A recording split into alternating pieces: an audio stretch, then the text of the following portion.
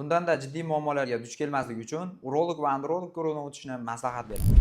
Sog'ligingiz uchun 1 daqiqa. Assalomu alaykum. Bugun sizlar bilan doktor urolog Muhammad Yusuf. Bugun erkaklar gormoni testosteron haqida gaplashamiz. Testosteron bu erkaklik gormoni bo'lib, asosan moyaklarda ishlab chiqariladi. Bu gormon erkaklarda emas, ayollarda ham oz miqdorda mavjud bo'ladi. Vazifalari mushak massasini oshishida, suv va yog' muvozanatini boshqarishda, jinsiy istakni boshqarishda, ovozni yo'g'onlashishida va soch va soqollarning o'sishida muhim rol o'ynaydi.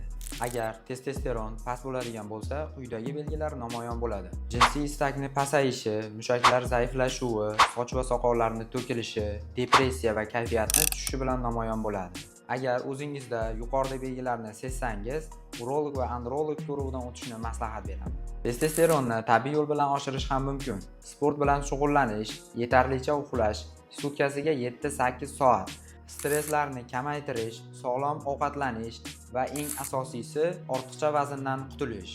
Testosteron erkaklar salomatligining kalitidir. Uni nazorat qiling va sog'lom turmush tarziga amal qiling. Bundanda jiddiy muammolarga duch kelmaslik uchun urolog va androlog ko'rigidan o'tishingizni maslahat beraman.